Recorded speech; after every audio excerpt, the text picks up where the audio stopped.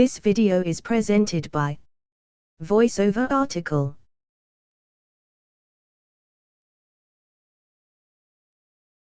It's a sickening feeling when your debts start to stack up, your marketing strategy is failing, and it doesn't look like you'll ever be profitable.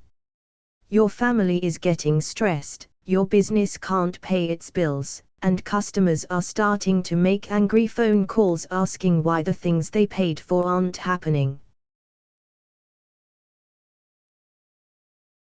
At this point, many people feel ready to throw in the towel. I'm here to tell you why you shouldn't be one of those people. A proverb. There's an old Chinese proverb I'd like to share with you. The temptation to quit will be greatest just before you are about to succeed. Nowhere is this more true than in home business. You might feel like you're failing over and over again, until you feel like giving up.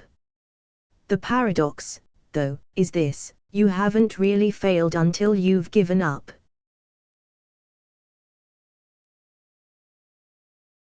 Never fear.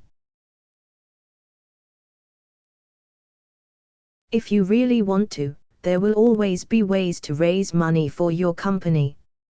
You probably have all sorts of bills for things you don't use, not to mention possessions that could be sold or downgraded. Did you know that the average person has thousands of dollars worth of random stuff just lying around in their home? In other words, you can always find the money if you're really determined and not afraid of losing everything. The only thing you should really try to protect is your house and some money for basic food. Everything else is expendable. Never forget that the worst thing that can really happen to you is that you'll have to go out and get a job. Would that really be so tragic? Fear is your enemy in business. You cannot give in to your fear and give up before you've given it your all. The real reason why so many home and small businesses fail is that their owners chicken out and run away at the first sign of trouble.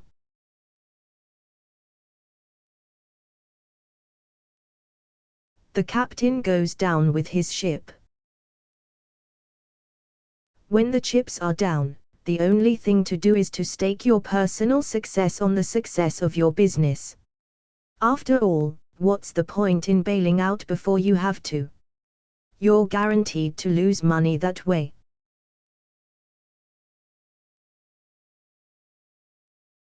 Someone once told me that the difference between an average Joe and an entrepreneur is this: the entrepreneur will not give up on a business until his creditors come and take everything he owns.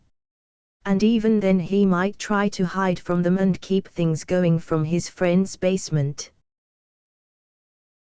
Don't tell customers. It might seem dishonest, but for goodness sake do not tell any of your customers that things are going wrong because your business is in trouble. They will immediately run a mile, putting your business in a far worse situation than it was before. You must always try to make it look like everything is going just fine. Admitting problems will put the final nail in your business coffin. Try a voluntary agreement. If your creditors are at the point of knocking on your door, you should try to get a voluntary agreement with them before you even consider declaring bankruptcy.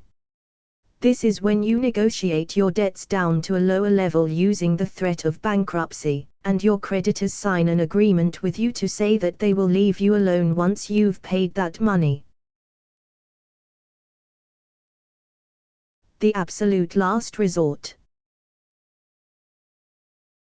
I simply cannot get across to you how much you should not consider bankruptcy as a viable option, ever, until you are absolutely forced into it.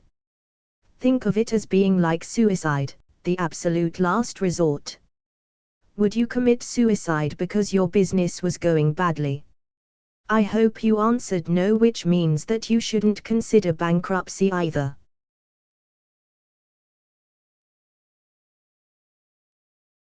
Having had a bankrupt company stays with you for a long time in everything you do. your credit rating, your employment history, and even just in the way you think of yourself day to day.